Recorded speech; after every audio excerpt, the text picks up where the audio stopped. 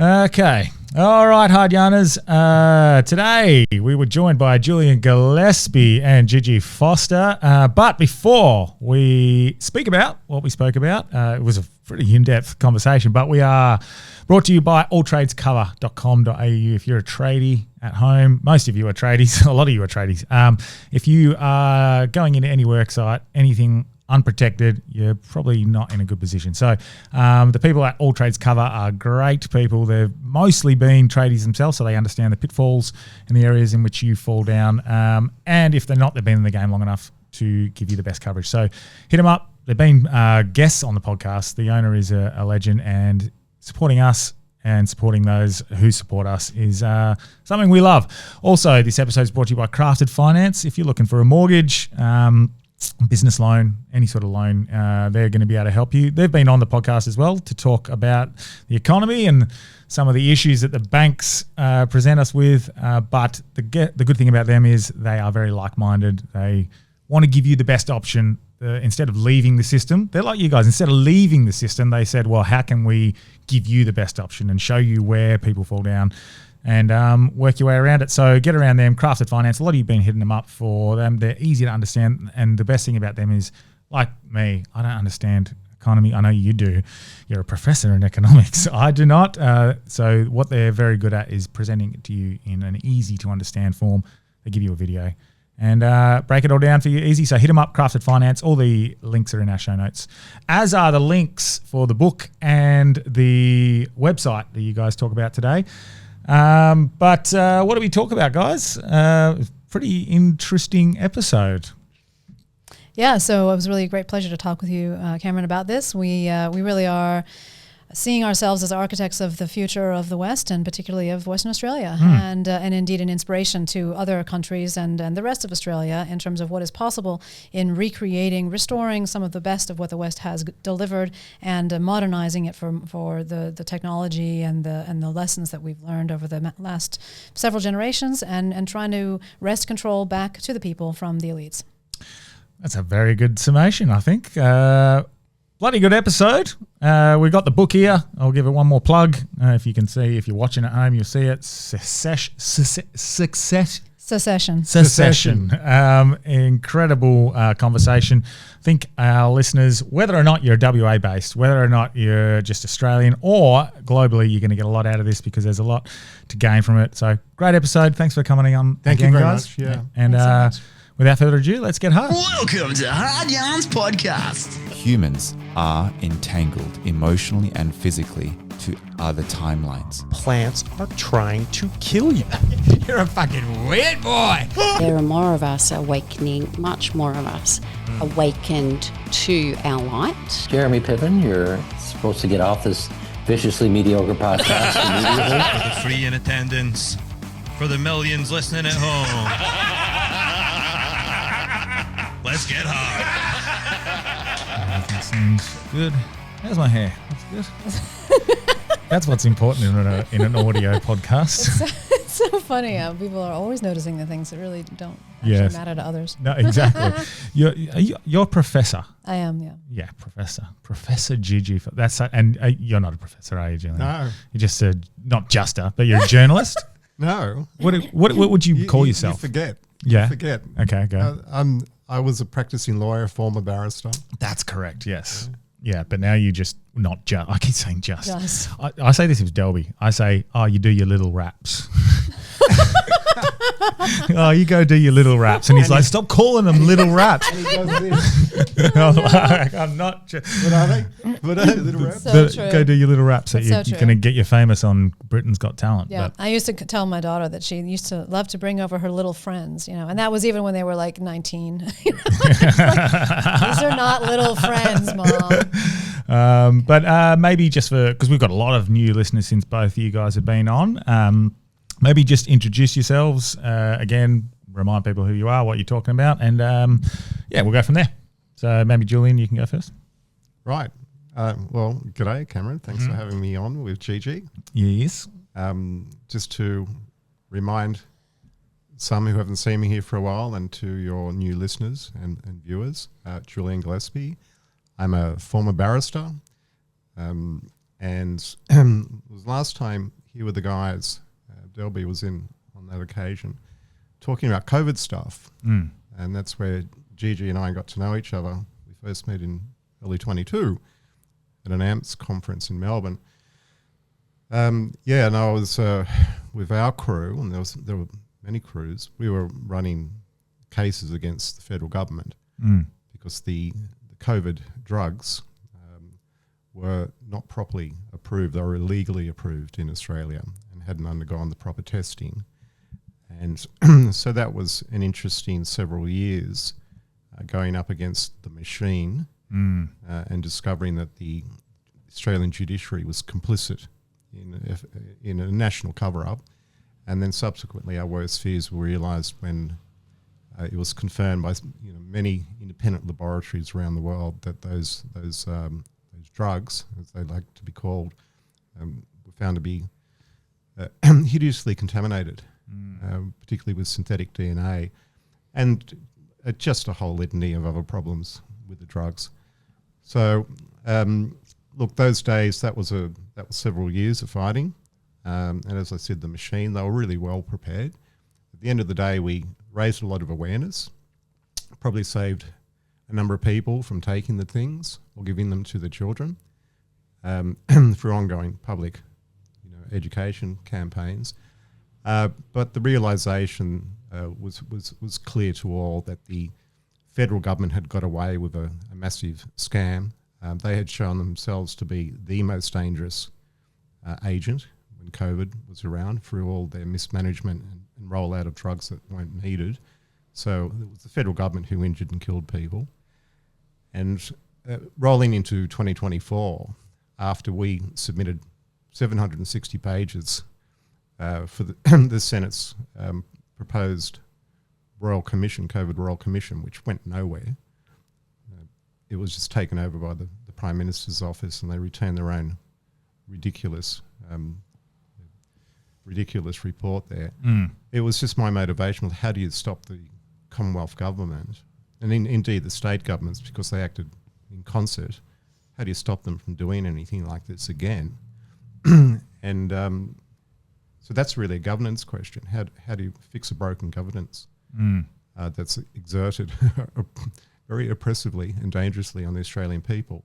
And that's why we're here today to discuss the book that Gigi and I and Michael Baker and Professor Ian Brightope have co-authored together, which is called Secession by Western Australia. So in a nutshell, Western Australia has long been discussing this idea of seceding or leaving the Commonwealth. It was a reluctant participant. We can go into the details of that. But now's a very good time to flex that the sovereign will and power of the Western Australian people to say enough's enough.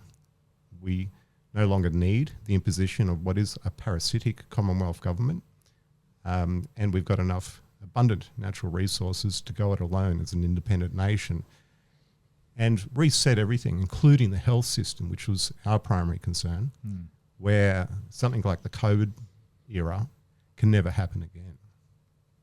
Yeah, it's a topic I've definitely come across several times, and I honestly haven't paid too much attention to it. Didn't think it was something that's possible, but some of the points that you guys have talking points that you sent me prior were very interesting. And before we get into them, maybe Gigi, introduce yourself for the new listeners and followers. Yep, sure. Thanks for having me on, Cameron, and it's a great pleasure to be here with Julian. So I'm a professor of economics at the University of New South Wales, and some in your audience may remember me from far back in the COVID era, even as early as March 2020. I was actually on the radio. I had a talk radio show called The Economists on ABC Radio National, and I remember going into the studio, I think it was about 20th of March or something, and recording the typical intro that we do, where I said, essentially, I don't think these lockdowns are worth it. I think they will just cause huge amounts of harm, and we should be focusing on the people who are actually vulnerable to this new disease. And I've been looking at the data, and it ain't the young people. We should let them all get back to work. And I remember the faces on my co-host and my producer. Their jaws hit the floor, right? And that's when I realized, okay, something is rotten in Denmark. This is not about science anymore. This is about something else, and I don't quite know what it is, and neither does Mr. Jones, Yeah. And so then began several months of essentially continuing to keep my finger on the pulse of the data and what was really happening, but also observing what was going on around me with this crazy madness that was taking hold, not just in policy circles, but in people on the street who were just fanatically scared of this thing. I hadn't seen that kind of fear, that depth of fear of anything previously in my life, really. That was so mass panic. And anyway, I continued to be naive and think that this would pass soon. And I kept going on to ABC Q&A and television, other TV programs, other radio programs, essentially making the same argument. Lockdowns have huge costs, and nobody's really proven that they work. And maybe we should rethink. And continually just getting nothing really helpful in response, other than a whole bunch of epithets like neoliberal Trumpkanaut, death cult warrior. That was a fun one. And granny killer and all that. And anyway, the grandma killer was the it was great, right? Yeah. I mean, don't even get me started. Anyway, I have a whole jar of epithets. I eventually decided with a couple of, actually Michael Baker, who is also a co-author on this book, and one of my other longtime co-authors, Professor Paul Freiders, to write down what we saw, what we were seeing from our perspective. And so that became my first COVID book, The Great COVID Panic. That came out in 2021, and that, as it happens, was Brownstone Institute's first book. And Brownstone Institute, as some of your readers or listeners will know, is a very quickly growing libertarian-oriented think tank in the United States. It now houses a lot of different voices on every aspect of the West that needs to be rebuilt, from economics to health to education to philosophy, ethics. It's a powerhouse of action and thought. They have a lot of different projects going on now, so I'm very proud to have helped get that institute kicked off the ground. And then my second COVID book was co-written with Sanjeev Sablock, who, as it happens, is the father of somebody who is quite relevant to this current project. And that was a cost-benefit analysis of the COVID lockdowns in Australia, which, of course, the government never provided, even though that would be the typical way to evaluate policy, particularly a big policy like lockdowns. But that was never produced, so we had to write a 200 and some odd page book on it. Of course, finding that lockdowns were incredibly expensive, 68 times more costly than they could have possibly delivered in benefits. And that's never been answered by the government. And so anyway, back in probably the beginning of 2025-ish, Julian approached me with this project. And at that point, I had done a few other things to try to fight against, and actually not just fight against, but try to recapture our own, meaning the people's own voice and responsibility to rebuild systems, not just complain about the existing ones. So amongst those efforts was the co-founding of Australians for Science and Freedom. Also, I'm very involved with a new university project in Belgium called Academia Liberamentis. I can send you all these links later. And I've been very involved in community engagement and trying to help people understand the betrayals of the COVID era. But then when Julian approached me with this secession idea and project, I thought, well, goody. This is a great opportunity to be able to really take the time to flesh out some of those new designs for systems that would actually suit people's needs. Pro-human system design. That's like exactly up my alley. And of course, I've got a lot of different kinds of experience. Yes, I'm a PhD economist. I also did ethics, politics, and economics when I was in my undergrad days at Yale. And I've also been, my mother was a psychologist, my dad was an engineer. I've got an interest in systems in general, but also in the human heart, understanding human motivation. I've studied love and loyalty and power and group influence and all these things that are relevant to understanding how do you actually build institutions in a way that will accommodate real human nature. You're not being judgmental about it, you're trying to accommodate it, and where we're going to be able to resist the sort of corruptive influences that we've seen arise over the last 20 to 30 years. So it's a really exciting project, and I'm married to a WA, person who was raised here, knows WA very well, and I've been here, and I love the beaches, I love the culture, and it does clearly have that sort of identity as a separate, region relative to the eastern states that we can build upon. Yeah, I mean, economically, obviously, there's going to be some changes. Policy, there's going to be a lot of things that would be difficult to navigate, but starting with health, that is something that appeals to me, heavily. It's probably the one thing that woke me up. That's a cliche word, waking up and the awakening. But the thing that woke me up was my health. And I think that is a lot of the ways, a feel like that's a way that a lot of people do awaken to corruption, even if it's as simple as seeing a study that was funded by Coca-Cola or something along those lines. But we see it so clearly amongst broad society. Our health is under attack, and it doesn't seem to me that there's not many people are working in the right direction. For example, something as simple as like your gut health. Dr. Sally Price, I'm sure you're both familiar with. Yep. She's great. Like I think she's had to she's been shunned by the medical society, by APRA, I think it was. Anyway, people like her are doing great things in regards to health, whereas it seems the rest of the medical community is very happy to just prescribe a medicine, not address the actual core problem, what's causing the issue. What we're eating, diet, exercise, the air we're breathing, the water we're drinking, all of these sort of factors. And they're just saying, well, no, this is what it is. Here's a medicine, Band-Aid. How can we begin to reshape that style of medical system? Yeah, well, that was that forms the basis of two critical chapters. Health obviously encompasses mental health as well, and we address both. I believe there's the physical health, and that's the chapter, the Wellness First Nation, which Professor Ian Brightope, penned most of the content for, and he's right out in front of wellness as an idea where you prevent people from getting sick by ensuring that they're living a healthy life to begin with. And so he casts an entire chapter there. It's like, well, this is how we institute preventative medicine and nutritional medicine, and you look at it because this is got a lot of economics and law in this book as well. The result is if you've got a really vibrant, healthy culture, well, then that's an immediate saving. It's an immediate saving to the bottom line of people being just more productive, they're more energetic, and they're just performing better across the board. And so this blueprint, which covers so many sectors of the WA community, society, nation, critically involves ensuring that everybody is healthy first, and there's requirements. It gets down to the point of being mandated that instead of visiting a doctor and as you say, they just rip off another prescription and God knows all the side effects that follow with those. Yeah.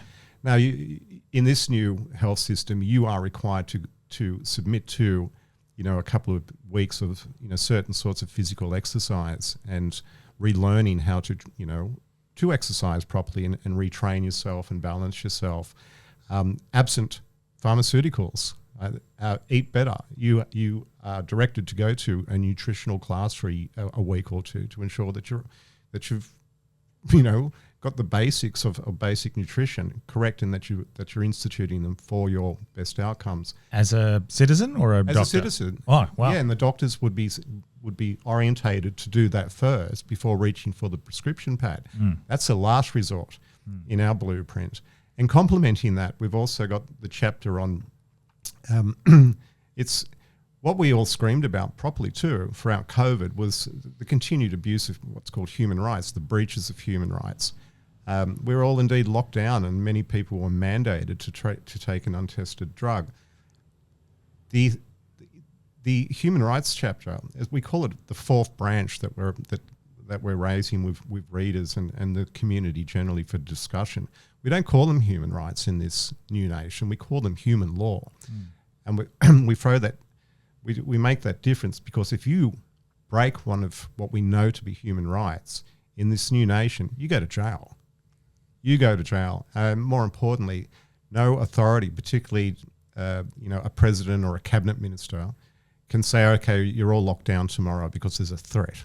Okay, we've introduced a mechanism, and it's essentially a citizen oversight committee who have veto powers over any act of government that seeks to curtail or restrict what we understand to be human rights. In other words, they can go in and override any sort of ministerial or government decision which would breach somebody's human rights.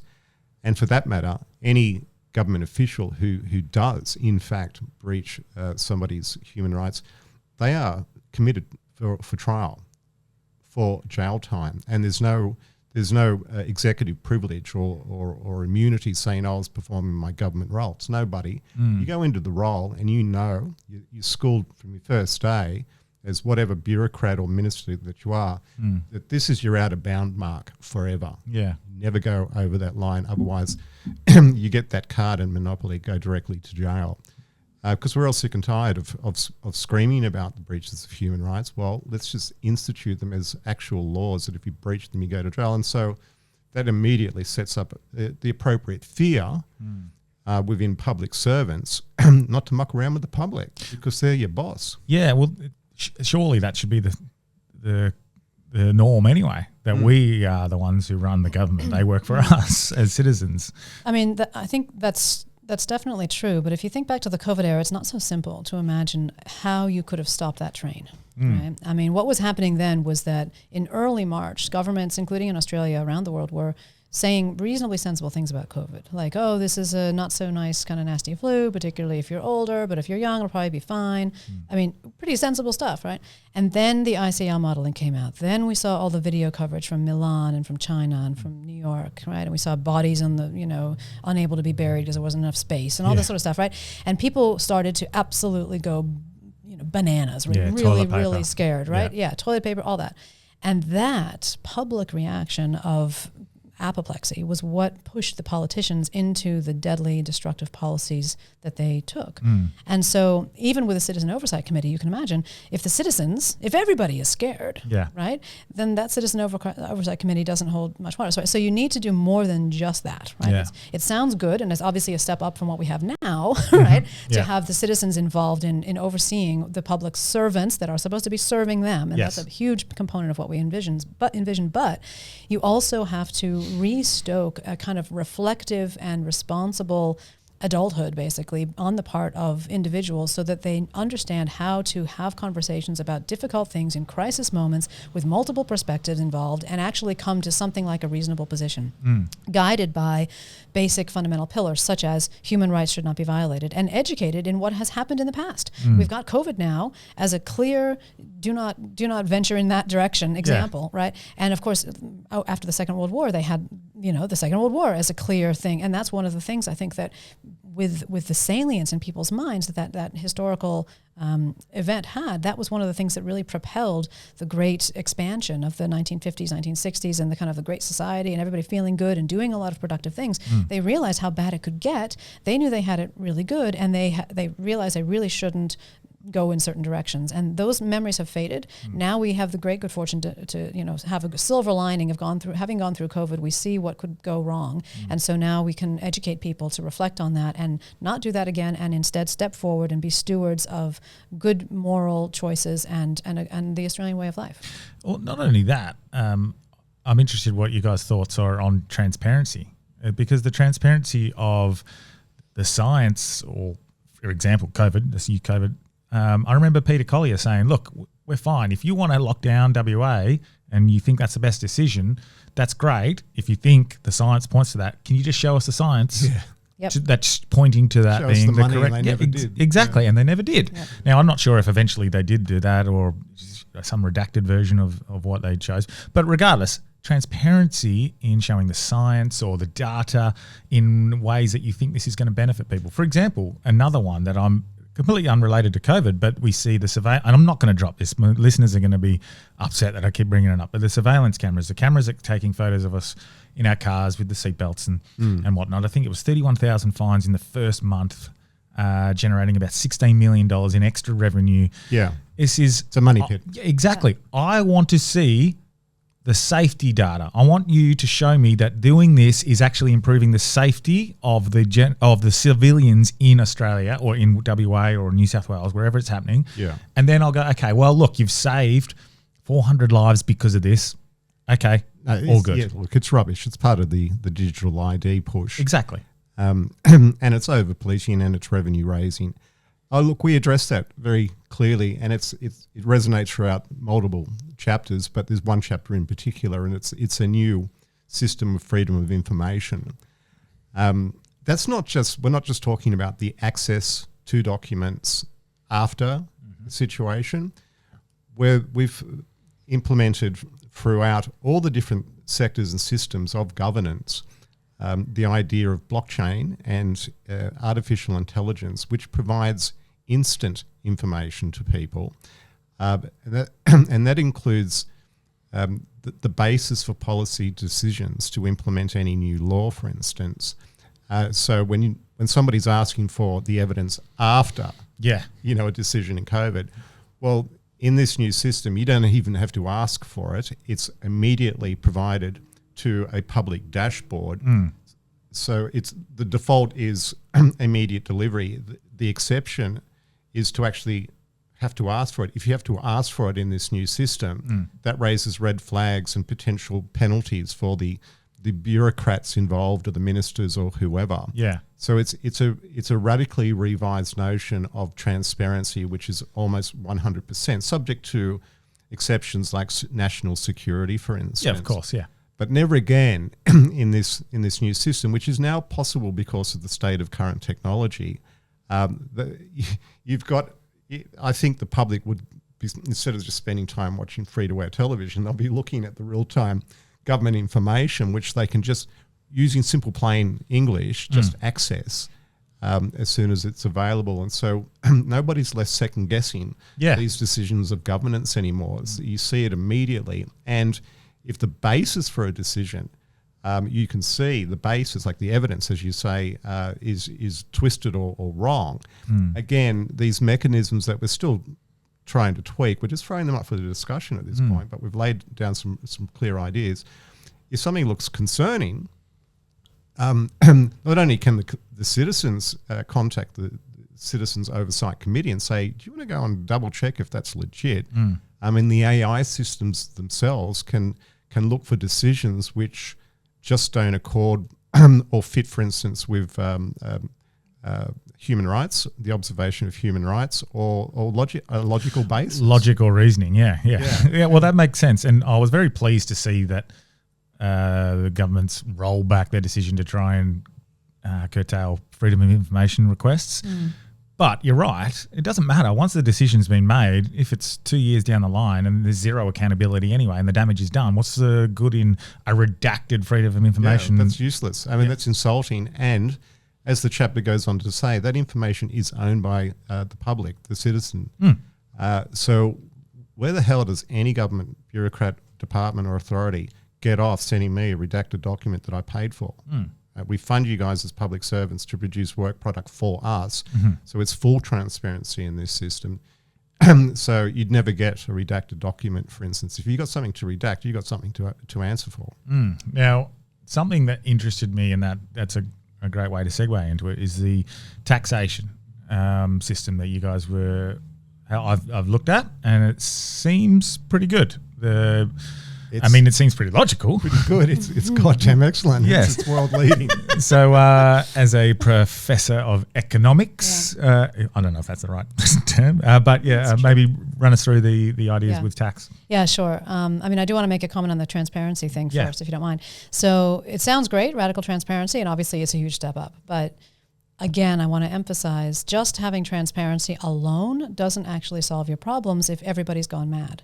Right? If you've got citizens looking at stuff and they're like, oh yeah, that susceptible, infected, recovered model looks like it's a perfect, explanation for why we're having lockdowns. They're bogus, these models. They are not science. They are baking in assumptions that then, give you the answer you want, which is, very dangerous, bad, and that problem of people being swept up by, expert sounding, technical sounding stuff and thinking, oh yes, we're very, very, very smart. We must definitely do the thing. That's a major problem, right? That's a problem with education. It's a problem with confidence. It's a problem with understanding what science really is and feeling that maybe you just don't have the right to have an opinion because you're not an expert. So there's a lot of cultural stuff that also needs to go along with this change, and a change in the education system and everything. So I just want to park that because that's one of the reasons we have focused on the education system and community building and re-educating children in civics, how their society works, and trying to create a society where you don't just have experts being rewarded, but you also have people who are generalists, who are just generally good at figuring out a system to also be rewarded, because that is one of the things that was radically missing during COVID. We didn't have people holistically saying, yeah, in the grander scheme of things, these lockdowns are stupid. Even if some COVID-based immunologist who's only looking at COVID data thinks that they're the only path to avoid Armageddon. On the tax system, so sure. One of the big selling points we hope will appeal to people in the WA region is that if you actually rejig the tax take sources such that you kind of become more like Norway and some of the other countries which are heavily resourced, essentially, and you tax the extraction and, the companies that are doing that extraction, instead of having them just take all the wealth away and, that there goes your sovereign wealth, you actually tax some of that back and you give that, into the public coffers so that you can fund your government with that. You can end up doing that to such an extent in WA, because WA is so rich in natural resources, that you can afford to still run a lean government without any income tax, right? No income tax, no corporate tax. Now, that's certainly radical in the Australian context, right? But we have seen examples of that, for example, in the Gulf. Right, Qatar, for example, where or even there are other countries there that don't have any income tax because they don't need it. They don't need it to bring in the money. And of course, income tax is one of those things that not only is it distortionary, that it distorts work incentives, but it's also something that comes with a massive compliance burden. So every year, and I particularly feel this because I'm a U.S. citizen, so I'm always doing income tax, right? I do income tax to the Australian government, then I do it to the United States government. And that the amount of money that I spend on tax accountants and consultants, so there's a whole layer of intermediary people who are required to interpret tax law, which is of course ginormous, right? And then implement that law in relation to people's individual circumstances. I have no idea what my tax returns are actually, whether they're actually completely correct. I don't have any, I have no hope. 75 pages of gobbledygook, basically. Yeah. As long as the headline numbers look reasonably okay, that's basically as good as I can do as oversight. That should not be the case. First of all, I'm sure there's errors in most people's tax returns. Nobody finds them, right? So there's this error-ridden, compliance-heavy burden, not just paid by people, but also by corporations, right? When they're trying to do their payroll taxes, when they're trying to withhold tax for people to pay their income tax, and when they're trying to pay their own company taxes. So if you alleviate all of that burden, right, by just eliminating income and company tax as sources of revenue, not only are you positively affecting work incentives and the incentives to innovate and develop new businesses, right, from the company perspective, but also you're just radically saving dollars that you would otherwise have to be spending in the company level or the private level to comply with all of this stuff, right? And so we base most of the funding of our new state model, or model of the national government, new WA national government, on the income revenues from the universal resource rent of 20% on extraction of these resources. And that funds somewhere around $45 to $50 billion. And you need a bit more, so we're going to retain the GST, which we already have the architecture for, and then a couple of other taxes. Land value tax is one that most economists love, unimproved land values, because it's not distortionary, and you can collect it reasonably easily, and maybe one or two others, but it's very, very low taxation. And of course, we get rid at a stroke of not just the Commonwealth, but all of the Commonwealth taxes. So there's an additional 13 taxes or something that people don't have to pay now. So it's a radically simplified taxation structure. And I would also say the biggest elements that the state has to fund, if you look at just the things that you fund with your tax dollars today, you'll see it on that page that you get from, thank you very much for your tax payment. Here's what it's funded. Yeah. You see that it's health and education are the biggest, right? And health is including aged care, right? And of course, there's welfare as well. Health and education are huge, and they are best delivered at the place where they're created. Where are health and education created? They're created locally. People are healthy or unhealthy in their own homes, in their own communities, because of what they eat, what they breathe, what they drink, their exercise, all that other stuff, right? Whether their social relations are, healthy, etc. They are not created, health is not created in Geneva. It is not created in Canberra. It is not even created in Perth for somebody who's living in Kalgoorlie, right? So you want health to be managed and governed at the local level to the extent possible. And this is an example of the principle of subsidiarity. Have the people at the lowest level possible be handling the thing that is actually happening at that low level, right? So we follow that principle in health. We follow it in education, in the designs that you see in this book. And I really don't think that it's anything other than common sense when you look at it. And I should just mention, a lot of these designs, while they are customized to WA, they are designed as well to speak to people in Western countries all over the world and in the rest of Australia to say, actually, yeah, we don't have to structure, whichever system it is in the way that we've seen now is corrupted and isn't delivering the services and is keeping me sick or, keeping my kids ideologically indoctrinated instead of educated. Why don't we, take a few pages out of this book, literally? Yeah. Right. So it's an effort that we are doing on behalf not just of Western Australians, but of the entire West and particularly Australia, but the West in general, which badly needs resuscitation. And so we want to be part of that rescue team. Yeah, because, it seems not just good for WA. It seems the right decision for many nations. But I guess the roadblocks, to play devil's advocate, depending on a commodity that fluctuates in value, could that be an issue? Yeah, sure, it's true that, all the things that come out of the ground, just like many goods and services, do fluctuate in value. But that's true for any tax base. Your income is, your corporate profits, anything is fluctuating, right? Yeah. So it's not any special thing. The reason, what you just said is the reason why we don't have commodity-backed currency, because you can't rely necessarily on a stable price for a commodity as well as a stable price for the exchange rate. So you don't want to be maximizing two things at once. So we do go with fiat currency, but we have heavy citizen oversight on all of the decisions in relation to the use of money and the control of the money supply.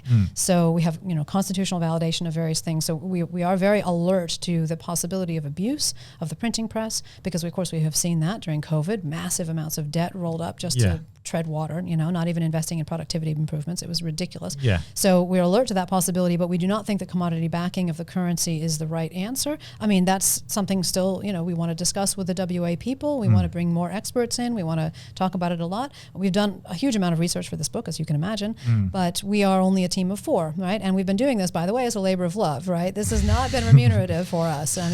Poor Julian's been living in a tent for half the time. So, it's really is a labor of love. So the way to finalize these plans is to consult with the WA population over the next few years and with experts overseas and come up with refined, detailed plans and an implementation pathway to get over some of those roadblocks that inevitably are going to arise as you're trying to build a new nation, and prepare as well as we can to actually implement the best vision we can for the people of WA. Now, the biggest roadblock I see in this one, specifically as it pertains to Western Australia seceding from Australia, is that Australia's economics would rely heavily on Western Australia's mining sector, I'm assuming. So they federally would have to let you go. Well, yeah, sorry, Cameron. I just correct your language there. They don't rely, they milk. Milk. Yeah, okay. Yep. They milk. The federal government in the East Coast, they milk. And there's an article that I think we've got appearing in The Spectator soon about and it opens with a perfectly apt analogy. Australia is one place where it's got one of the longest cows. It eats in WA, but it gets milked in the East Coast. Yeah. Look, what we need to... This isn't radical. What we're talking... When we say go to independence, when we say secede, it's not like WA hasn't been there before. Indeed, all the states, they used to be termed colonies. That was just the same, the equivalent term for states now prior to federation. So prior to 1901, all the states operated independently. They were their own nations effectively, except with one distinction. They were answerable to London at the time. But the way they administered their their commerce, their health systems, their education was all dealt with internally, and they did a good job, right? They built a nation. Each state was building the nation together, and they were very proud and very profitable. That's why people kept coming, and on the ships. And then the idea of federation was thrown up, saying that, well, we're still a nascent, young country, still emerging onto the global scene. A Commonwealth government could really unify as a common voice and walk out into the world stage. That occurred. There were benefits there. Treaties, relations, trade relations, all sorts of things, and helping the movement of some trade internally as well. But right from the get-go, let's be really clear here, WA suffered immediately. And that's what the foreword by Professor William Coleman makes very clear, that the Western Australian politicians very shortly after started expressing regret about the decision. They strong-armed promises made were not kept, and immediately the Commonwealth started flexing its powers, particularly with respect to excises and tariffs, and restricting Western Australia from importing what it needed from more accessible foreign markets, just up in Asia and the rest of it, were forced to purchase from the East Coast and so on. And so the hemorrhaging started very, very early. And by the early 1930s, people were fed up in WA. It wasn't just the people, though. It was the state government that was fed up. And they put out their own publication, 480-odd pages, in 1934. This was a state government which created a 480-page book, leather-bound, made multiple copies and shared them not just with Western Australians, but all across the East Coast, showing all the primary accounts the government had, and also those associated in business with the government, to show we're just being milked dry. We're hemorrhaging. This can't go on. And so in 1932, there was a referendum which was held here, and it was a clear majority of Sandgropers who said, yeah, let's get the hell out. Let's back out of this federation model. And nobody because it was the second question on the referendum, nobody wanted to enter into any negotiations to try and fix the constitution for the way that it was damaging WA. They're just sick and tired of it. They just knew Canberra was always going to look after its best interests first. Now, the problem back then is that legally it was perceived, and it was the current state of the law, it was the opinion that it required a national referendum. The other states had to agree for WA to back out. Yeah. That was because of existing relations with the UK and the whole idea of popular sovereignty and self-determination had not matured at law correctly at that point in time. Well, the law's changed radically since then, particularly with the passing of the Australia Act. I think that was in 1986 or thereabouts. And that just made clear that there's no relationship whatsoever, no legal relationship whatsoever or ties with the UK, and each state is its own sovereign, and that's very, very critical to understand. And so, besides whatever powers might be afforded to the Commonwealth government under the Constitution, you still got this very, very powerful state government here under its state constitution, just like you've got in New South Wales and Victoria.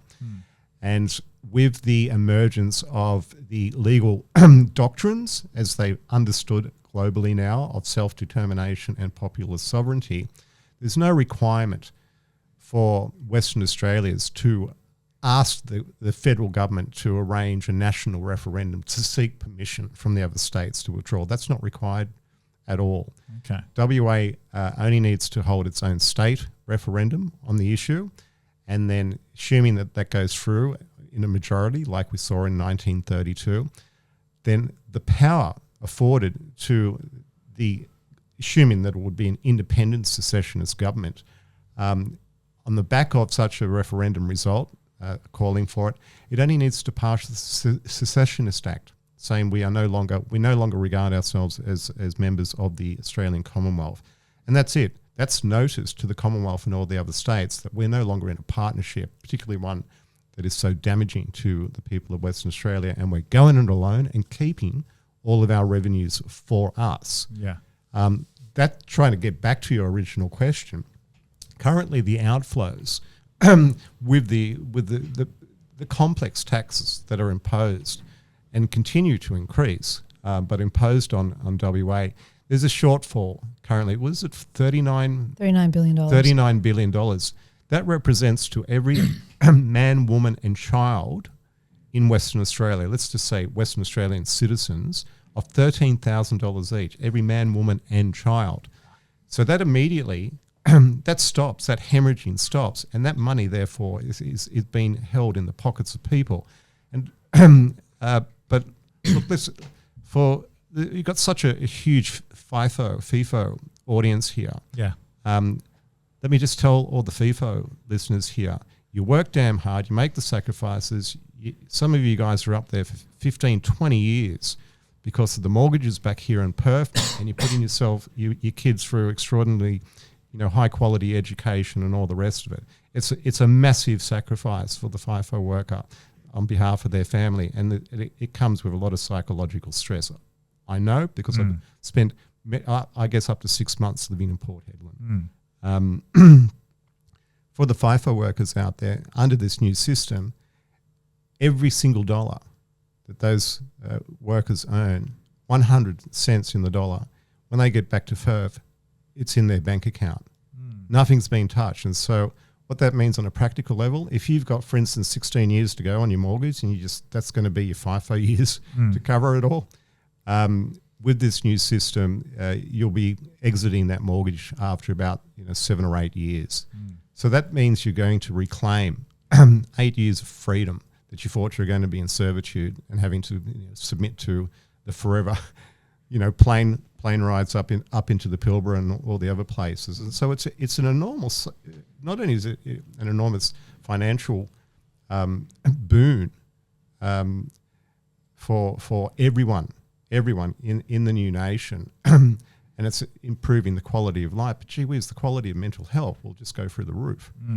Because obviously then the citizens have more money in their own pockets to be able to spend, to put it into the economy as well.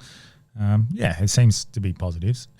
The negatives, I guess, does it create some issues in regards to something as simple as passports, visas? So those listeners who have been to Europe will know that there's this thing called the Schengen region in Europe, right, where you can travel between different countries without needing a visa. So, I'm going to Europe very soon myself, actually. My daughter's about to be married, and we will be able to drive between the Netherlands and Belgium and Germany and France. You don't have to get a visa for those things, right?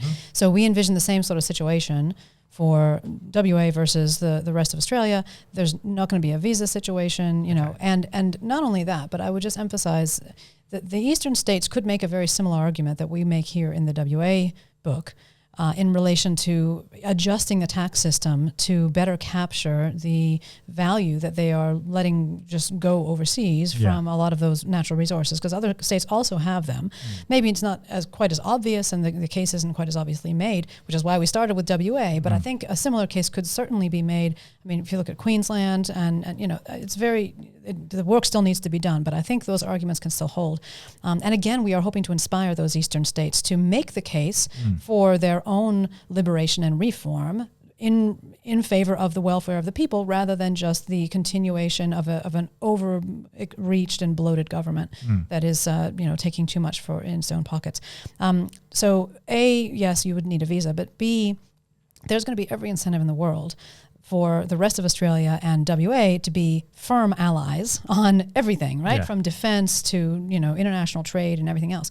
And so when people say, oh, you're trying to, split away and you hate us. No, we love Australia, and we actually want to kind of, double the power that we have down in this region. If we had two countries who could send representatives to, trade negotiations overseas, or who could, put together our resources and defend a particular area, right? That would be positive. And and what we're doing is actually just reducing inefficiency, reducing the amount of money that is wasted, that's just spewed into people's pockets who are in bureaucratic positions, not really being helpful to anything.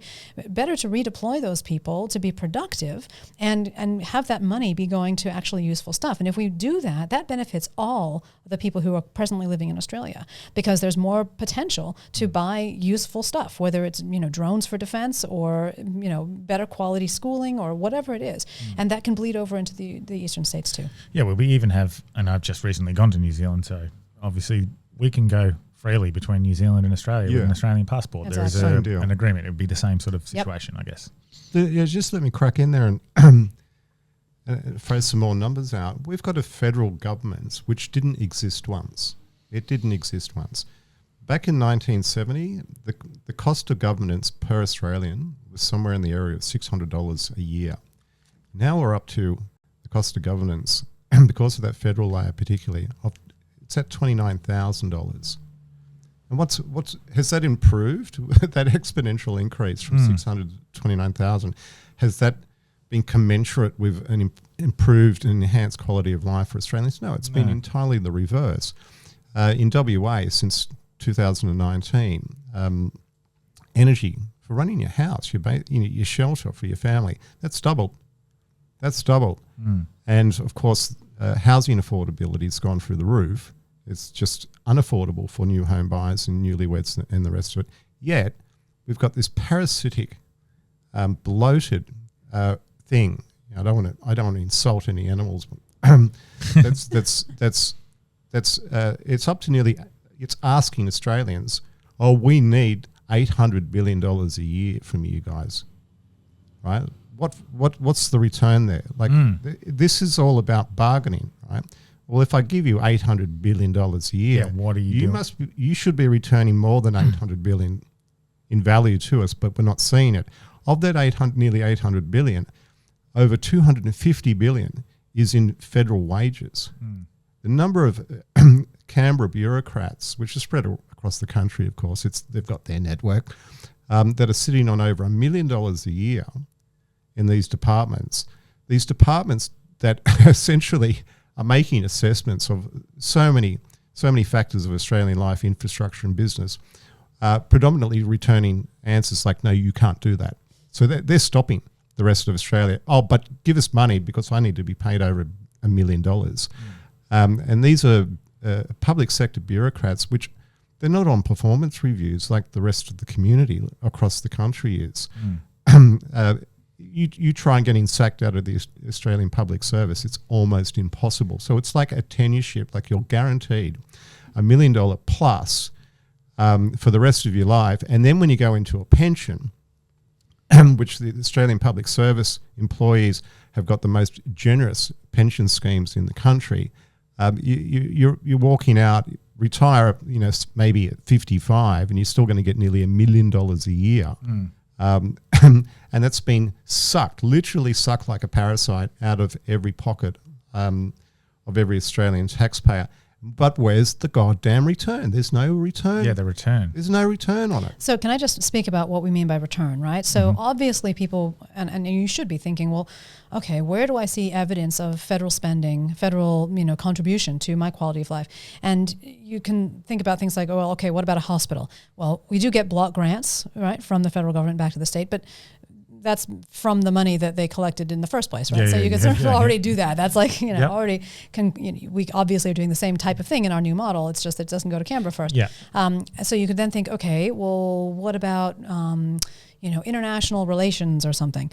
Okay, well, the international relations area, it is important to have, embassies and all that sort of stuff, but it doesn't really impact the welfare of Australians that much, whether we engage in this particular negotiation with Denmark or not, kind of thing. And sometimes, particularly recently, we've seen really damaging things taken up by the federal government that really don't represent the interests of Australia at all. So, for example, the international health regulations of the WHO, which essentially compel Australia to override its own sovereign health policy on the whim of a bunch of unelected international bureaucrats.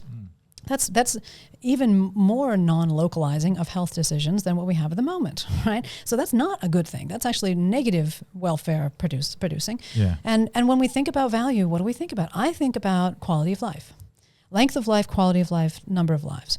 That's always been sort of my collective maximand. Yeah? And if you think about, well, how has the federal government helped in those ways, it's much more difficult to imagine. Maybe you think about a policy like a program like NDIS or some welfare or something like this. Again, you can take that back into the states and you can increase community involvement in the support of people who have disabilities or people who need help in various ways. And that's in fact what we used to do. For most of human history, problems that individual people have been insured and dealt with at the community level. Whether you're talking about an elderly person who needs a bit of help once in a while, or a disabled person, or someone with Down syndrome who gets integrated into markets, into communities at the local level by people who actually know them, know their capacity, and see them as a person who can contribute, rather than a statistic on a spreadsheet that says disabled needs support, right? Which is a really negative sort of framework. I've written about this with colleagues at UNSW actually recently. So we are trying to kind of return to some of the ways we used to do things that we think are better than what we are currently being presented with as solutions by Canberra. who are basically incapable mechanically of solving those problems as well as we can locally, because they don't have that local information that is required to make the best decisions on how do you integrate these people, how do you deal with these local problems. So again, I just want to emphasize what Julian said. It's not the case that the eastern states will be losing on net if they see this for what it is, which is an opportunity and a clarion call to action to reclaim their own sanity and common sense in policymaking and recognize the waste in Canberra and sometimes in a lot of their state governments as well for what it is. I think even regardless of seceding, I think going back to local community is probably important regardless, anywhere, because all of our issues that we have are important to local people and they have an understanding of exactly what's happening. Well, that's right on. And it used to be the case. There was a time in any state in Australia before Federation and even after Federation, but particularly before telecommunications were developed, and especially before the internet came along, where no one bothered about, Perth, that'll take too long, we'll just deal with it now. Yeah. Right? And it was the local council, the local mayor, and the expertise for problem solving, which is where everyone went first. Okay, and we built a country around that model. We built a goddamn country, and it's one of the harshest environments to be seen. That model worked very well. We're talking about going back to it, but with greater efficiencies on a local level because of the technologies that now that can assist them. They don't need centralisation. Canberra, that's just ridiculous. They're over 3,000 kilometres away, and they just don't care really. And even the centralisation in Perth, it just doesn't work. No.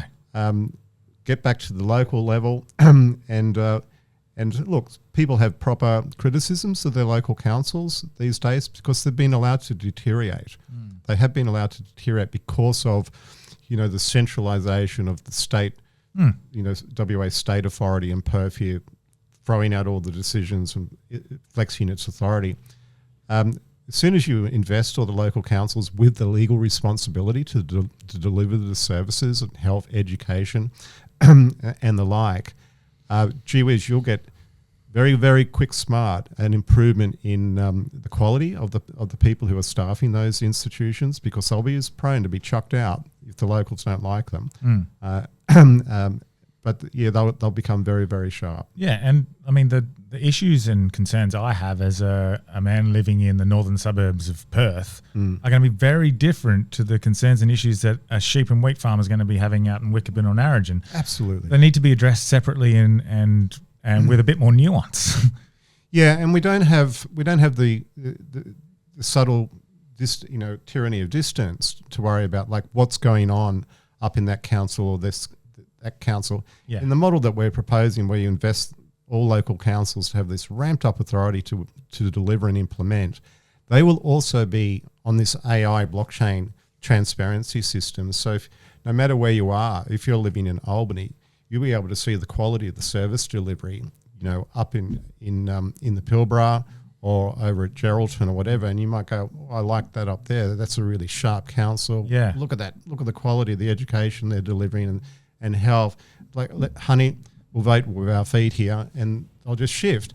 And so that it'll make it a competitive environment for the local councils, because there's so much transparency. The locals will get rid of non-performing administrators very, very quickly if they're not meeting some of the higher standards that you'll see in other local councils. So it's a very dynamic and vibrant model. And the more local your sort of governance is in the community that you build there, the more likely you are to be heard, I think. And I think that's one thing I see probably broadly speaking across Australia, probably the world, in most Western democracies at the moment, the feeling of citizens being unheard. And then that breeds resentment, and that resentment boils over into violent protests, and that then gives government more power to implement more laws that restrict us and censor us and surveil us. That's so true, but I would also say there's another sort of subgroup there's a different reaction some people have to the current almost neo-feudal model that has been imposed or has developed over the last 20 years or so, which is to shut down and to become complacent, become compliant, adopt the slave attitude as a coping mechanism, really, right? And so you see a lot of young people these days who kind of, particularly young people, but you do see it sometimes in the older people who just have decided, okay, it's just not worth fighting. I'm just going to put my head down. I'm just going to look after what I need for my own particular, situation, my own family. I don't really care about helping the world or contributing to my society. I just don't have the energy. I don't have the physical health, having had it robbed of me by the modern health systems. And I don't have the capacity, right?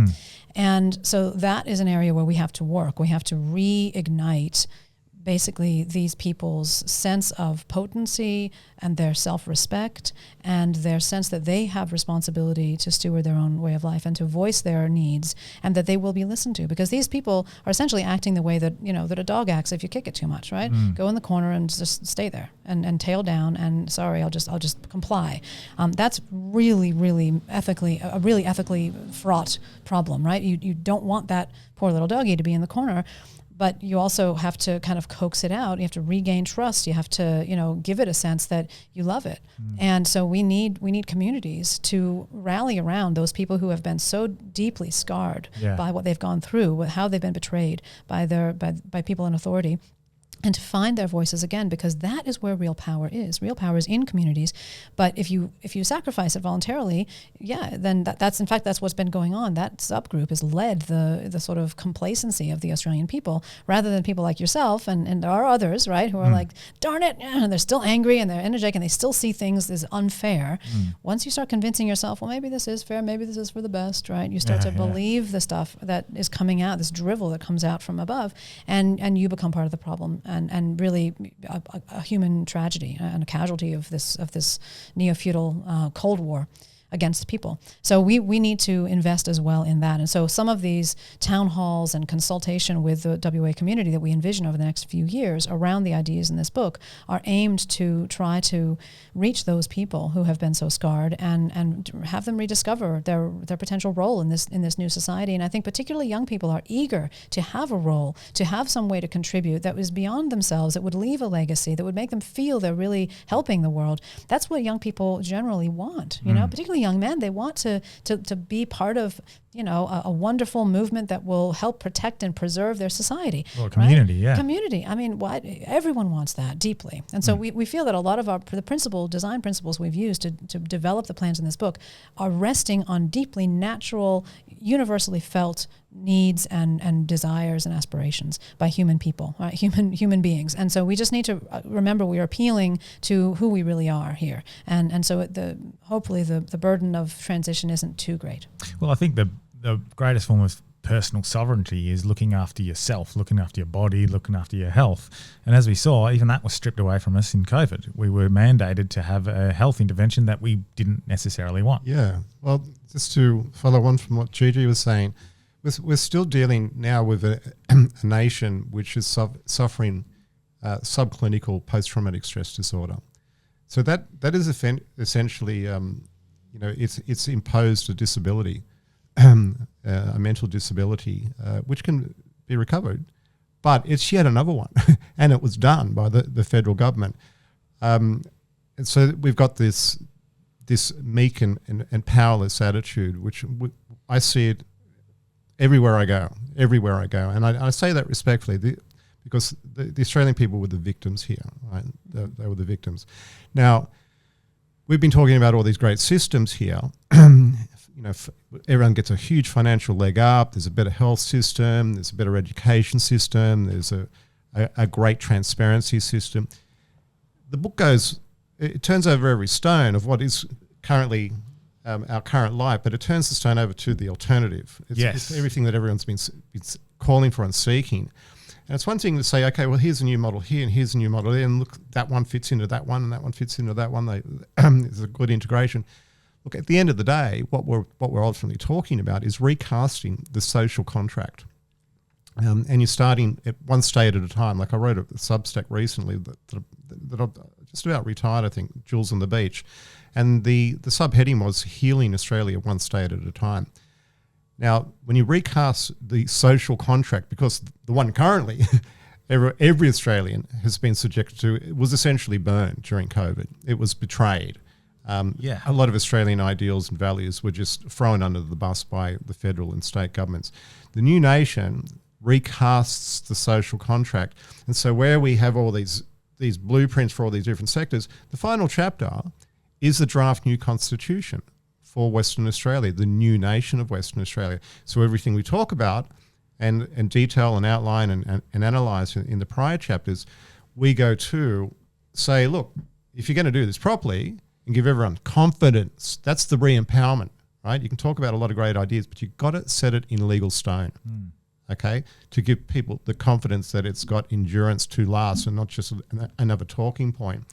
And so I spoke about actually undertaking secession. You get the vote of a new independent secessionist government. They hold the referendum. They pass that. The referendum says, yes, let's get away from the Commonwealth. You pass the Secession Act, cutting off ties with the Commonwealth, and then you pass the new constitution for Western Australia, which sets all of these things in stone. So that gives people the security. It's like we're on a new bedrock. We've cleared away all the old crap and we put in new constitutional provisions which ensure everything that we were told leading into this huge political shift in governance will be guaranteed for the next few generations, subject to any constitutional provisions. That's just so important, recasting the social contract. So without that, you're not going to give people the peace of mind that it's not just everybody talking into their hat.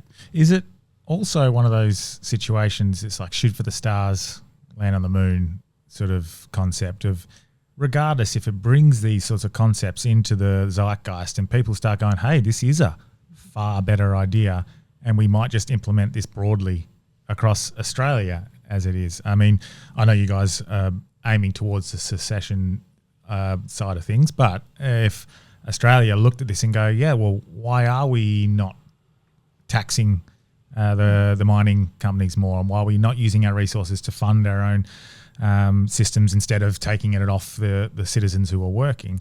Maybe this gains a bit of traction and then it takes off. Is that a concept as well? Well, we want to lead by example, and who's going to be the first through the door? Right? That can be a dangerous role to be the first man in.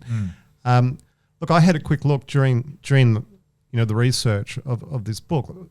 With this model for WA, going to sovereign status, new nation status, it means that the current Commonwealth waters at the top of WA, the Northwest Shelf as we know them, they're currently Commonwealth waters. They would belong to the new nation, right? So all the gas and oil producers, their revenues would form part of the fiscal model. But I had a quick look around just to satisfy myself. What's Queensland got? What's New South Wales, Victoria and South Australia got? And they've got similar situations. Like you go to Queensland, they've got a lot of onshore stuff with coal, but they've also got Commonwealth waters, which is extracting mineral wealth and resource wealth, but it's been given away by the federal government. You've got the similar situation in the remaining states where there's Commonwealth waters, where there's gas and oil exploration and extraction going on. But it's the same product which the Commonwealth government is literally giving away to foreign companies for less than 1 cent in the dollar. To my way of thinking, without trying to get too deep into any sort of forensic analysis, that just looks like pure corruption to me.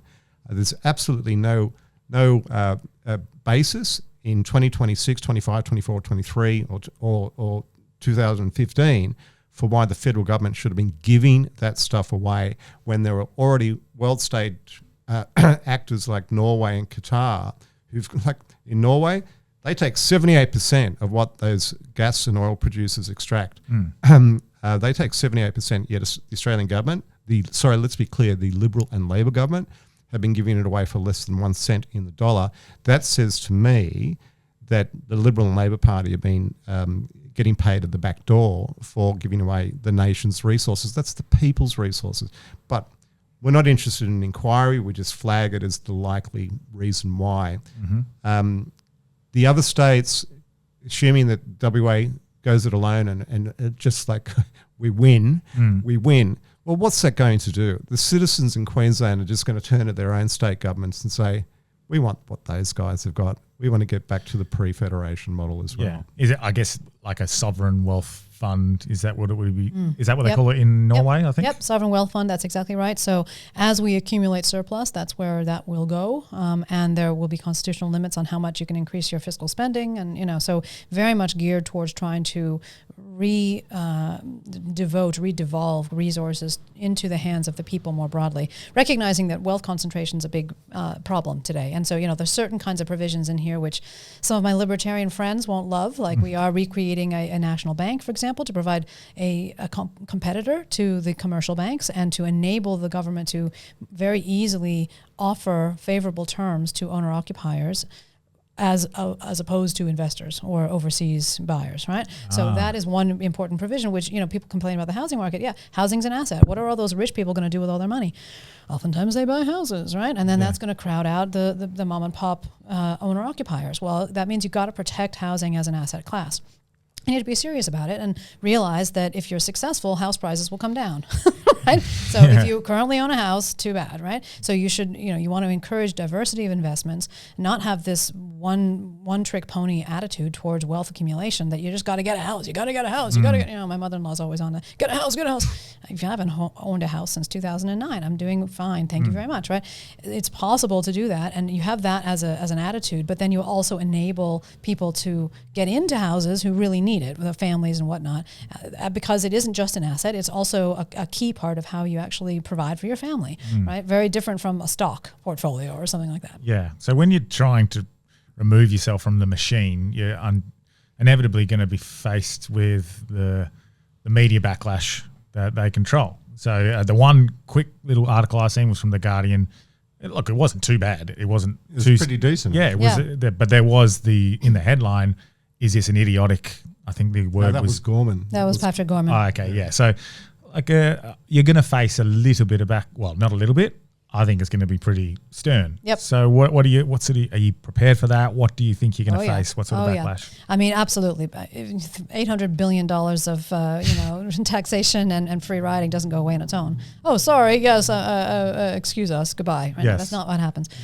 So we were absolutely expecting it, and I've been studying corruption for years, so I know I have some projections about how it will go and who will say what and whatnot. The good thing on our side is that the government bureaucrats and the politicians have become so fat and happy and so complacent for so long with their powerful positions that they often don't actually understand the amount of effort that they would need to mount to cut down a really well-researched, powerful counter-argument. So, the kind of reactions we've seen so far have been very off the cuff, very flippant, very narrow, just superficial, idiotic, something like that. Oh, I'm not going to read 400 pages. I'm going to wait for the video version. Dude, did you realize what you just said? You just said you won't read something that is supposed to be for the benefit of your state. Yeah. What, do you not read books anymore? I mean, it's just ridiculous. Yeah. Do you even hear yourself? There's some policy that's just been laid in front of you. I won't read it. I won't read that. Yeah. So I think the key thing is, what I like to give people is an analogy, right? If you think about a household where you've got an abusive relationship, right? Generally speaking, most people would not think that the abuser must be asked for permission to let the abused party leave the partnership. Yeah. Mm-hmm. Usually that's how we would go. We wouldn't say, oh yeah, the guy who's hitting her or the woman who's abusing him, has to agree to let that other party go and go to the shelter or go and establish his or her own place. Yeah. And what are the arguments the abuser's going to use? Oh, it's really dangerous for you to go out on your own. What are you going to do about defending yourself? This is exactly the sort of thing that I'm predicting we're going to see. Also, I provided for you for so long and, everything would be so much better if you just stayed. We can combine our forces, Everything you expect that abuser to say, we're going to see it at the national level from Canberra, and we have to just keep coming back with it is our right as a state to decide how we are governed, and we are a region. We're not just a state of the Commonwealth. We are an area of the world, and if we collectively decide that we no longer like what Canberra's doing, we have the right under principles of natural justice, not to mention self-determination and popular sovereignty, as Julian said, to decide that and to decide we're going to leave this partnership. Are we the biggest state in the world, or one of the? Land mass wise, it's huge. Yes. Yeah, we rank right up there. I've actually done those comparisons. Yes. Like how does Australia fit into? Oh, you can't look at the globe. The literal border of America. Now, WA is just massive, and it's probably in terms of resources, it's one of the globe's crown jewels. But look, it was part of we had the book launch on Friday over at Dalkeith at the Adam Armstrong Pavilion, and that was part of what I addressed in my presentation, was just the self-serving statements that we saw from Patrick Gorman and that fellow Cook, Roger Cook. They were just pathetic, to put them simply. Yeah, what did Roger Cook say? Roger Cook said, 400 pages, I'll wait for the video to come out. He said, I think the eastern states would miss this dearly. And it's like, yeah, dearly, man. Yes. They'd be missing out. And his last statement was just so telling. I think we should just continue with the show. And I've got this view that all politicians are essentially actors, literally actors. They're just impromptu actors.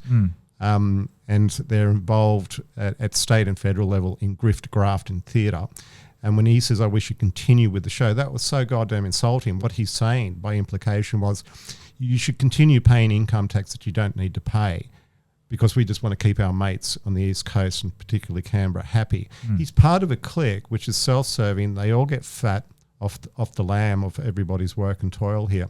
So then they're never going to say anything supportive, let alone actually pick up the bloody book and try and rebut point by point of all the evidence that we put forward. And when I say evidence, your listeners and viewers can go to our website. Sorry for the self-promo here, but it's just to the point that, you can grab copies of the book at secessionwabook.shop. But we've got summaries of the chapters there, but we also provide those who jump into the website with a link for the summary of every chapter to our references and citations. That link will take you to another page and you'll see all the references and citations, the research.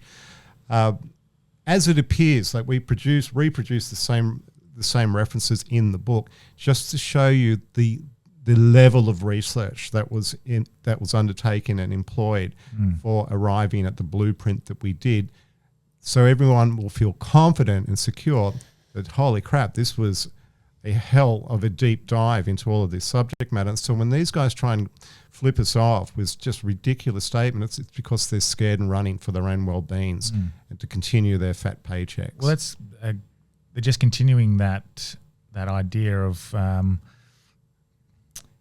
labelling people. Yeah, they're ad hominem attacks. Yes. That's what they are. They're just playing the man and not the ball. Look, our priority is to speak to the people of Western Australia because only the people of Western Australia can make secession a reality.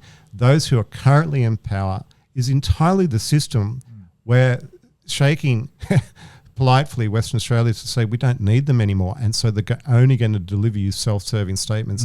Just block them out for a while and look at the material that we're providing. Well, that's right. Doesn't Roger Cook understand that by disregarding what you're saying and just backhanding it off and saying, "No, I'll look at it some other time," that is another version of not listening to your citizens. Yep. The thing that he's been preaching lately is we need to talk to each other and have dialogues. The guy's full of shit, basically. Exactly. And we say that we do need dialogue all the time. I want to talk to people who I disagree with and get it to a common ground. I think in the end, we all want the same thing, which is a more prosperous, safe, secure society, our communities to be connected.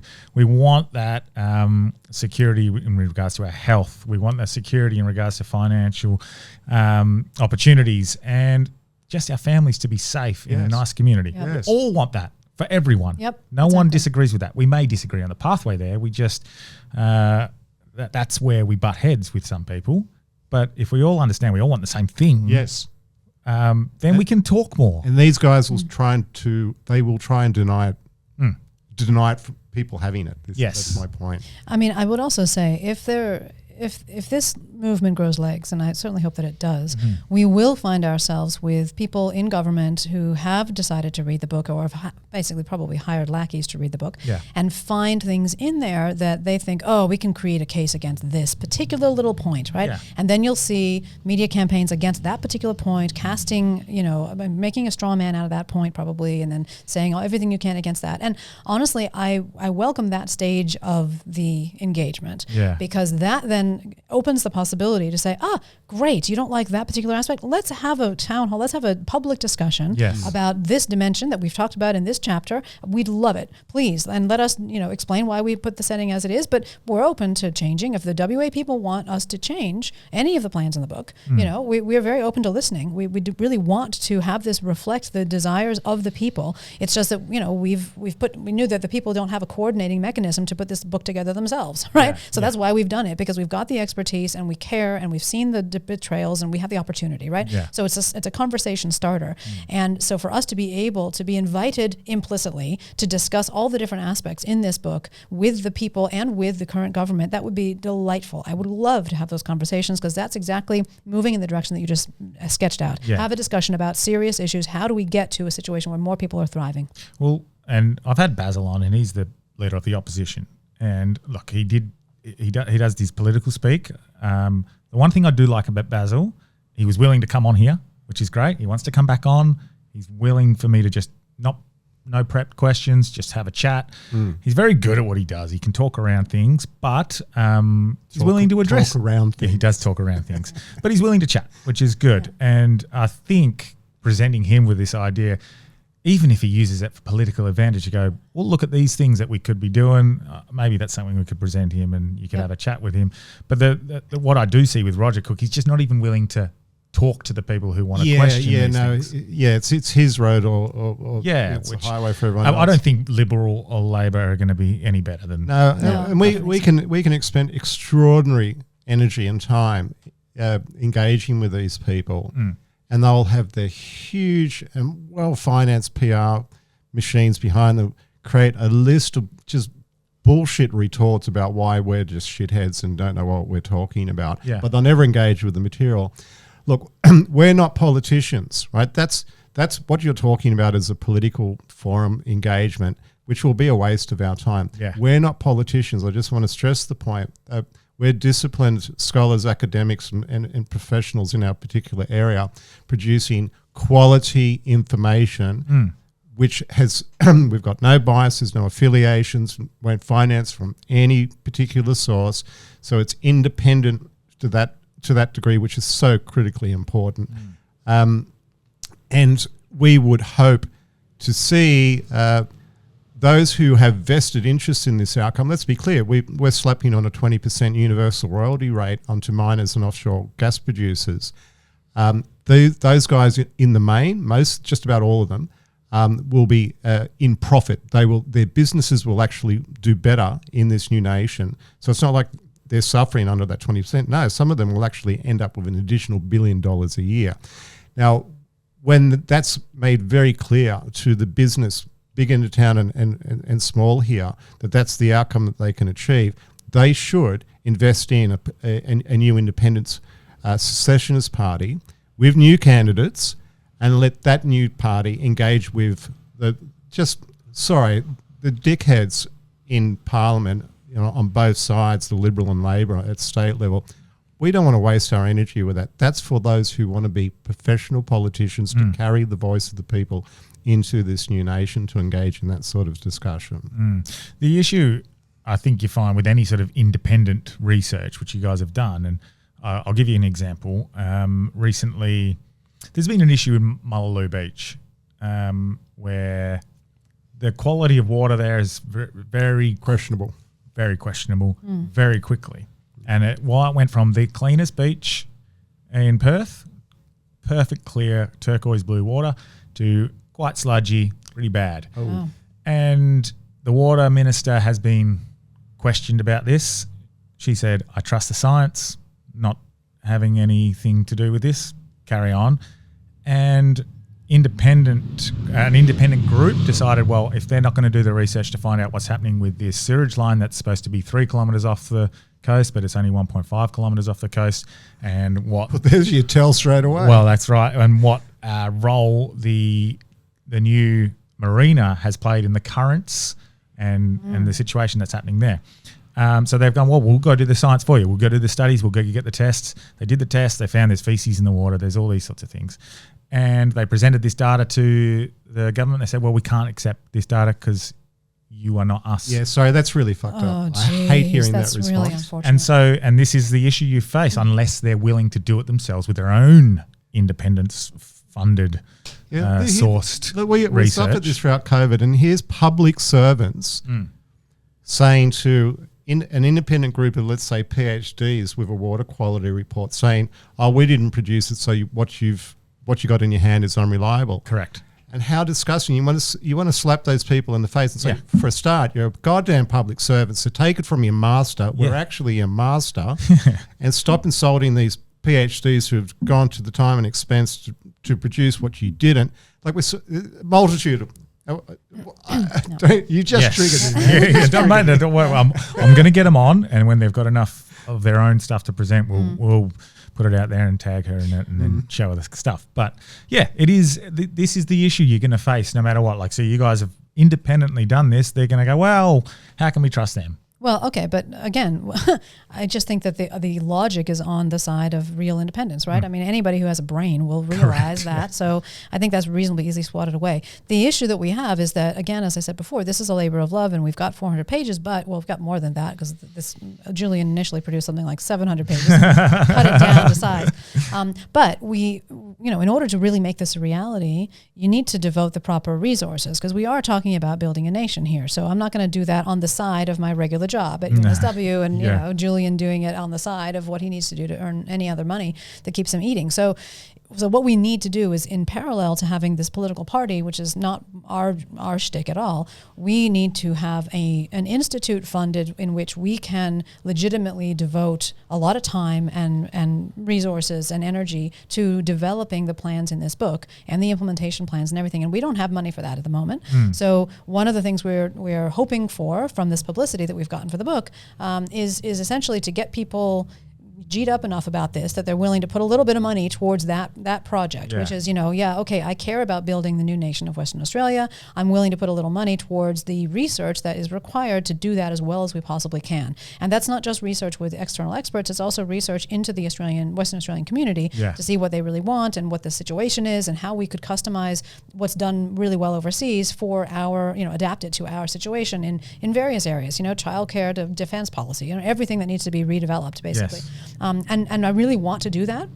But again, there's only so much you can do on the side with the pieces of pipe and a length of string and 5 cents. So we've set up a way that people can email us and say, yes, I'm potentially interested in helping to fund this thing that we're provisionally calling the Core West Institute, whose sole job over the next few years would be to produce these detailed plans, white papers or whatever you want to call them, that go through exactly how we would do this. And so then if we do, and hopefully we will, get this mandate from the Western Australian people in 2029, yes, we want to secede, not only do we have a constitution ready to go, but we have implementation plans and visions for each of the different areas that need to be rebuilt, and we start implementing that on day 2. As soon as we get the new constitution in, we start putting it in on day 2. Because we'd have the science on all the issues and topics. Look, the current state government will never devote the resources that Western Australians have paid for those studies, those follow-up studies to be performed. So an independent Core West Institute is required to bring in the experts from all around the globe and also locally to continue putting more and more solid foundations beneath everything that's mentioned in the book. And for instance, here's an example. There's a chapter on self-sufficiency. If the new nation comes into existence, it's got to secure itself by being much more self-sufficient. And as an example, up at the northern end of the country, we're all familiar with the big and beautiful Lake Argyle, right? A massive body of water. Annually, the monsoon rains that hit the northern part of Western Australia, 1/3 of the volume of Lake Argyle is allowed to run off and evaporate, and it's not captured in similar large reservoirs. Yeah, it's easy to do, right? It's so easy to do, and it's continually being blown off for all the wrong reasons. They're all the wrong reasons, because it would make the state again appear too more self-sufficient and be able to go on its own. Yeah, right. So they've scuttled it. We know you can do it, and then as soon as you do that, so you need further white papers by hydraulics experts to say, yeah, right? And to show, like they go up and visit, they sketch it all out, produce a paper, and then all the sand gropers, all West Australian people goes, holy crap, we're going to have 1/3 of a new Lake Argyle up there every single year. Yeah, and what do you do with it? You create a huge market garden up there. So the Pilbara, which we all understand to be red, dusty, turns into a green haven, okay? So imagine that's an explosion in employment and export. Now, energy, for instance, you've got all these bodies of water that you're holding onto. We've come up with a system where to assist to stop and markedly reduce the evaporation, you cover them essentially with solar panels, but floating voltaic panels, okay? To such an enormous extent that when you take a little bit of gas from the Northwest Shelf, you're able to supply electricity for all Western Australians at cost plus CPI. So what that means, translated into practical numbers right now, it means that every Western Australian's power bill is reduced immediately 40%. Which is all anyone as a citizen wants when it comes to the net zero targets and whatnot. They're not like against solar, or they're not for coal. Don't talk zero targets crap with exactly. us. That's all hocus It's pocus ridiculous. scam. But it doesn't matter what, if you can present the data to show it's going to bring down our cost of living, which is all we want. Yep. And it will only increase as CPI increases. And so that's talking about a 1 or 2% increase perhaps. Yeah. Annually. So in other words, stability in energy pricing. It's like, holy crap, I want that for my family so I can power my house affordably. Yeah. Right. So you not only have you saved on your income tax and all the other taxes, you won't have to pay for your car rego, for instance. That's something that you're throwing out there. That's the biggest tax item in this state. Is it? Yeah. This state earns over $1 billion in this ramped up rego system. Yeah. So they're clawing it out of everyone. Well, my rego's due today, actually. I forgot about that. But you save all your income tax, but then, hey, honey, look at our new energy bill. It's 40% less. What are you going to do with that extra cash? Yeah. Right? But you need the white papers to come in. That's what the Core West Institute will do. They'll say, yeah, look, we've just shown with this white paper and study from the people we bring in and employ to conduct the studies that, yeah, we can trap all that water. We can transport it into all the southern regions and the Pilbara region and the rest. And all the electrical engineers have come in and said, yeah, this floating solar panel thing is going to work. It's going to be stable. It's really affordable, and it's going to produce affordable power. That just gives, again, security, so people aren't just relying on the 400 pages that we've blueprinted here for everyone. The follow-up studies will say, leading into 2029, these guys have kept on producing, showing us that all of this can be realised. And in the meantime, what's the state government going to do? I guess not. I want to say it's a question. It's my question for both of you, because it's not even a conspiracy. I guess we do love conspiracies. We've got UFOs and whatnot on the wall. But conspiracy. It's not even a conspiracy now to start to question these things. But why wouldn't a state government want to thrive? Why would they be making these decisions that are quite clearly at the detriment to our own citizens? Of my opinion, it's because they're being paid, and it's the small political class in Liberal and Labor, particularly both at state and federal level, are keeping the people hamstrung, oppressed, and penalised with a multitude of taxes which don't need to exist, so they can sell the natural resources of Australia to their offshore friends and become their own mini millionaires in the background. It's corruption at the end of the day. Yeah. If your audience is interested, there's a wonderful book that was written by Cameron Murray, who's a property economist in Queensland, and Paul Freiders, who is also a longtime co-author of mine, called Rigged, R-I-G-G-E-D. It's the second edition, actually, of a book that was first called Game of Mates, How Favours Bleed the Nation.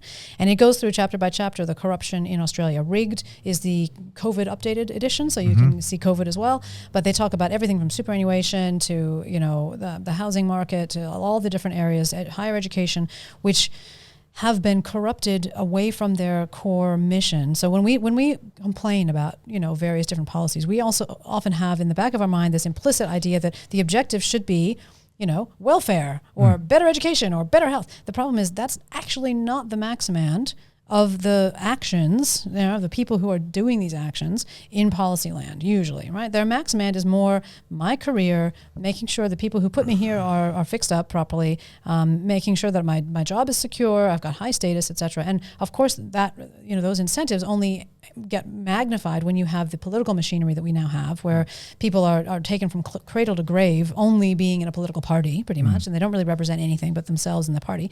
And when you have the hyper specialists who get hired to just be, in a particular area, saying a particular thing in a particular bureaucratic ministry, and they don't have a big perspective on anything, much less really understand how their actions contribute to the wider welfare of the people. So this notion that the welfare of the people is actually the thing being targeted by policy is actually a fantasy right now. So what we are proposing, make no mistake, this would reduce the state machinery significantly, right? So you're talking about people being redeployed someplace else who are presently in the state, and it would require more accountability for those people who stay and a very different kind of job, right? I envision, for example, the head of the sewerage ministry should every fortnight take a half a day and go and help the person on the street who is doing the sewage, right? Because that person needs to understand what their policy decisions are leading to. What are the consequences of your decisions, right? This distance between decision and consequence that we have now, which is massive, is a major problem, and it encourages and nurtures that corruption.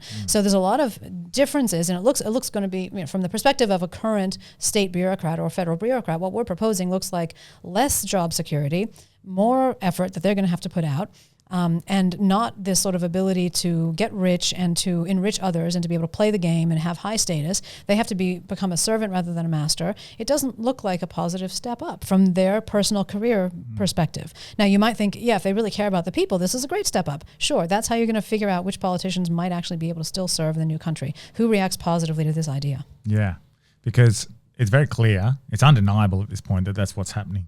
And under the current system, there's no way to undo that, because the people who are charged to investigate are the very people in charge. They've got vested interests. Yes, so they're vested interests. They would be you're asking the people who are making or who are creating the issues to hold themselves accountable. Yep. Yeah, to put their own necks on the block, to say, look, if we're going to turn it around, we need to get rid of my job. Yeah. That's what it really comes down to. That's it. And they're not going to do it. There's a lot of selfishness. Corruption has been a pulse and a vein ever since the establishment of colonies here, because, hey, those colonies were established with criminals, and the bureaucracies that were managing them, they all started looking alike. Nothing's really changed. Let's be clear about that. So the corruption is real, the self-serving statements are real, and the smile from the politicians are fake. Yeah. They're sociopathic, and they can't be trusted. Look, we lifted the lid, the hood, as I like to say, and looked at the numbers of what's going on here in WA, and no one's really done that for 100 years. The last time somebody did it, it was actually the state government here. Yeah. Right? We can go it alone. We've got it. And we're just being essentially fiscally raped by Canberra and the East Coast. That was a state government that stood up for its people to say, let's get out of this. Let's take our bat and ball forever and just go. We'll continue doing business with all the businesses on the East Coast, but not with those federal guys. We lifted the hood after it had just passed from people's thoughts, really, and looked at the numbers again. It's like, holy crap, not only was this doable ages ago, in other words, everyone in Western Australia should have not been paying income tax for probably a couple of decades already, as well as a multitude of federal taxes. What's clear is that we use government data to work this up, and it means that the state government here and the federal government here has known about this as well, and they've kept it under wraps. In other words, they've kept people in fiscal servitude and oppressed and downtrodden on purpose to cover up the true nature of the welfare and what life could really be like, at least in Western Australia, and the other states could follow. That is, free of the burden. Let's be clear, Qatar was a similar dust bowl to WA back in the day. It's got a similar population, it's a bit over 2 million. The rest of the majority, 90% of their workforce is expats who they can afford to fly in to do all their work for them. Yeah. The Qatari people don't pay income tax. They found LNG. It's on par with the LNG that WA holds, but WA's got more. It's got all the on-land resources. So in fact, we're more wealthy more wealthy than Qatar, and it's got the second or third largest sovereign wealth fund on the planet. And I'll just throw in as well, we talk about sovereign wealth funds. You get Norway, they just keep on amassing this huge amount of money in their sovereign wealth fund. Yeah. It's like, hold on, if it's meant to be for the people, why is it all sitting in this sovereign wealth fund? We've drafted up a mechanism whereby if the surpluses being returned by the 20% tax on the miners and resource producers gets to a certain point, it's got to be distributed to the people immediately. Mate, it seems to be something that I think there's a lot of value in this for not just Western Australia, the globe. Yep. All Western nations, well, all nations could take something out of this. I did just see some contractors here trying to do some work, but it's probably, we've been going for about an hour and 45 minutes anyway, so maybe this is a good way to plug the book and way people can learn more about the... Yep. So I'll first just wrap up with what Julian was saying. I think one really important point is in 1933, when the state government argued for this, that was before we found the natural resources in the state. Right, before. So, this case makes itself now. Why do we do it in this sudden, why are we proposing secession? It's basically to do the sort of total rejigging, rather than having to fight and argue with the people currently in power who are going to be resisting tooth and nail any reform for the reasons we've discussed. It's sort of like a version of the Millet thing, but, a little softer, a little more Aussie. And yeah, I think it's a very exciting project. It's probably the most exciting Western renovation project in the world today. So please do join us, and Julian has all the links. Yeah, the links I mentioned before, and perhaps Branchy can throw them up on the screen or some such. But I'll put them in the show notes. Yeah, of the www.secession WA book, all one word, secessionwabook.shop, and that's where you can find either hard copies, paperback versions, or digital. So that's the EPUB, so you can watch it on your tablet, and there's contact information there as well. Yeah, throw it over here so I can hold it up. Yep, there you go. There it is. So it's a real thing. It's a big old boy. let Gigi throw it up for everyone. Look, the book's accessible. This is the point. It was written with lots of detailed research, but we had to make it accessible to those who can only make it possible. That is the Western Australian people. And even though it was only released on the 1st of March, we've already had those few readers who have gotten from cover to cover, and they've come back, and they're punters, right? One fellow was Martin Hardigan. I'm sure he wouldn't mind me mentioning. He's from the agricultural region, farmer, right? And he read it as soon as he could, and he just came back. I'm sorry to sound like I'm self-promoting, but they're his words. He said masterpiece. And it's like, well, that's really super gratifying to get that sort of feedback from a guy who works the soil. He knows the toil and all the rest of it. He went out after coming to the book launch. He followed up with purchasing another 10 hard copies so he can get them to his community. So the feedback's already starting, and we want that. So yeah, jump on there, and you can contact us there as well. There's the email contact for those interested in being foundational funders, partners, for the creation of the Core West Institute, which is just so necessary to carry this thing over the line and continue the community education. It's not just about the research and white papers to really put rock solid foundations under all the ideas here, just to prove them beyond a shadow of doubt. But part of the mission, because we've gone into a lot of detail in designing the Core West Institute, is the continued community education going to all reaches of WA after we survey them, and if there's anything they're not clear on, we'll get our butts up there and we take our experts up there and say, look, and we'll just explain it so in terms everyone can understand and how it works for their particular area. So it's an all-out strategy to assist everyone come to terms. Look, 400 pages is a lot to eat. Well, there's so many other ways that we can bring everybody up to speed for what they need to know and what's important to them. I think we've covered some pretty good broad topics anyway to get a good idea and understanding just in this podcast. So if you want an easy to digest version of it, there's an hour and a half, hour 45. Thanks for that. Easy enough. Great. So, but guys, thank you so much for coming on. Really appreciate it. And it's regardless of its success or how it unfolds over the next 3 or 4 years, there's some incredible ideas in there that I'll have to have a read. Thank you for the book. I do appreciate it. That's welcome. We did sign it for you, sir. Oh, lovely. How good. Make some great ideas, guys. So thanks for coming on, and we'll have you back on soon. Thanks so Cheers. much, Cameron. Appreciate it. Thank you very much.